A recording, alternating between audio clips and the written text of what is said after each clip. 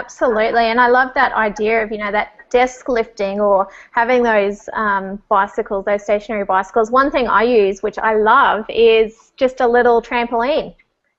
Just every half an hour or so, go out, have a few jumps on the trampoline, get the blood flowing, and it's amazing the amount of ideas and productivity that come out that.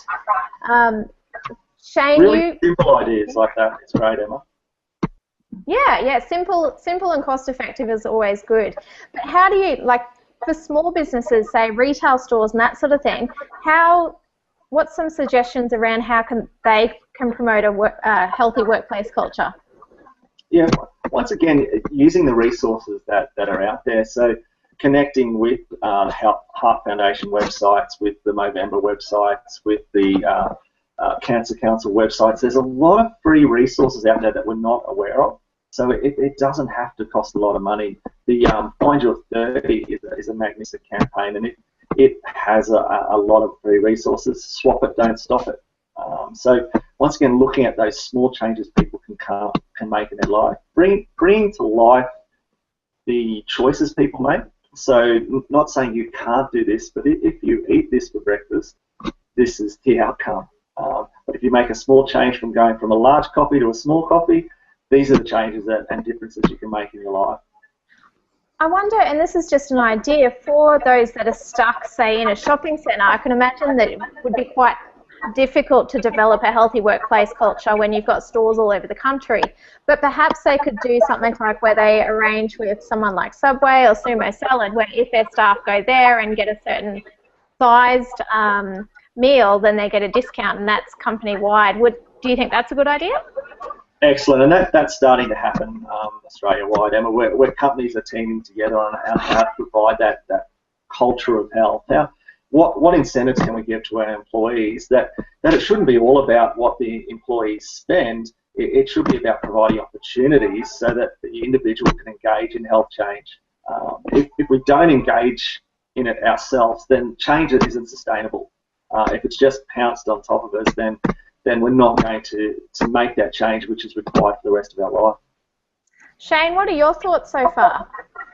Oh, look, I'm just loving everything Troy's saying. I'm thinking about, is it the 10,000 step challenge, which comes around sort of mid-year? I know my wife's been engaged with that, and she actually was engaged by someone who worked at St Vincent's Hospital, and the hospital did it as part of their nursing program, and my wife's friend sort of dragged her and 10 of their other buddies into it, and it became a big, became a challenge within the peer group as well as a challenge within the hospital and obviously globally, and just seeing how that ran through was was amazing, just how engaged everybody got and updating their steps each day and so forth. So I guess just thinking through those free programs that already exist that are getting a lot of global publicity. Yeah, the 10,000 Steps is a great program, Shane, and the portal for it is free. So we use that a lot for the corporate businesses that we work with. We've got 2 10,000 Step challenges going at the moment, but technology is even allowing that to go a step further. So there's devices such as Fitbit, and there's also Jawbreaker, etc., which are pretty much electronic pedometers that download into your iPhone, download into your laptop, your iPads, etc.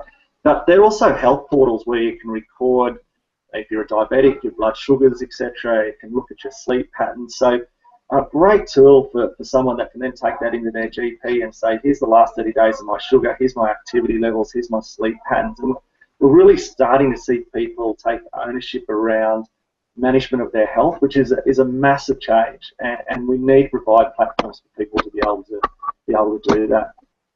How driven can this be? Oh, you go, Shane. You're right. Sorry, I was just going to say I'm thinking out there in listener land, and we've got two types of people, or types of people that join these sessions, and half of them are employees. Managers and HR people, and they're all thinking, great, walking meetings, awesome, get out of my desk, that's going to be very wonderful. But half of them are business owners, and I can just see, because I know these guys, sitting there saying, that all sounds great, Troy, but you know, I'm not going to invest in desks that pop up every 20 minutes, or, you know, I'll be buggered if I'm going to have my team walking around the block instead of doing their job. What sort of benefits are you seeing in organisations that are adopting this cost? You know, there's obviously the health benefit and the society benefit, but what's the financial benefit to the organisation?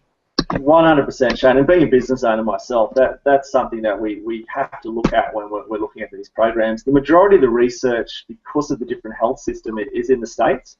So because of they've got the part of their benefits, and they're looking at between $4 to $6 return on every dollar spent. Australia's not quite as advanced with the amount of research that they've got, but that is slowly coming. And we did some research with the University of Queensland last year around increases in activity levels, and accompanied those to increases in productivity.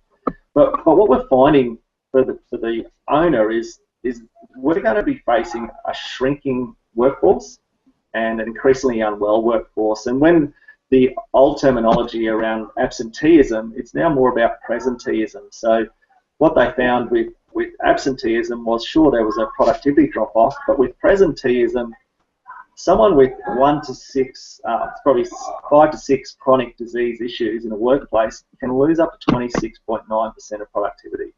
Now, you might say, well, 5 to 6 chronic disease issues, who's got that? Well, once upon a time that would have been unusual, but often we'll come across our desk someone with chronic pain, diabetes, high cholesterol, which leads into heart disease, arthritis. It's really easy to get those 6 chronic diseases these days. And if you've got the majority of your workforce facing those issues, then it does become a real issue for you as an employer.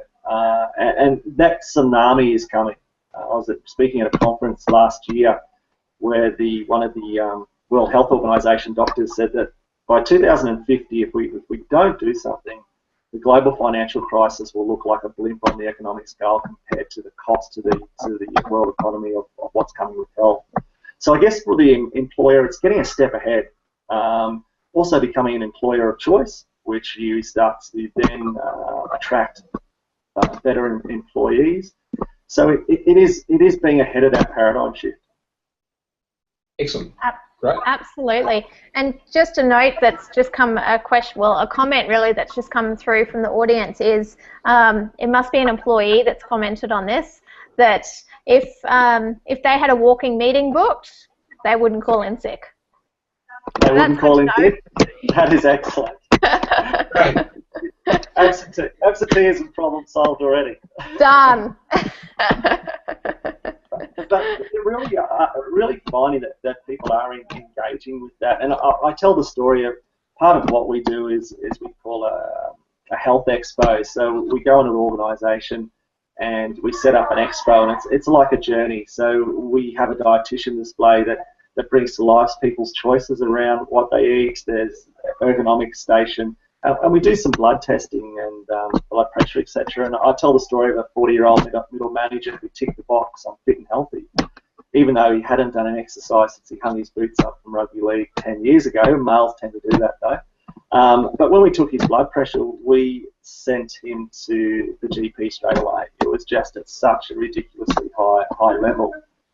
So we've got a lot of ticking time bombs in our workforce that we're not aware of. And to make changes for that gentleman, he didn't want to do a gym thing, so we said that's fine. But we looked at small changes that you make about having 2 alcohol-free days per week, not saying you can't drink alcohol, looking at having a handset device because he was always on the phone, so every time he was on the phone walking around his office. Now, that small shift then started. First of all, there was a bit of a joke around the office, but that small shift, then everyone started to ask for a hands-free handset so that they could also walk around their office while they were on the phone, because that was most of their day.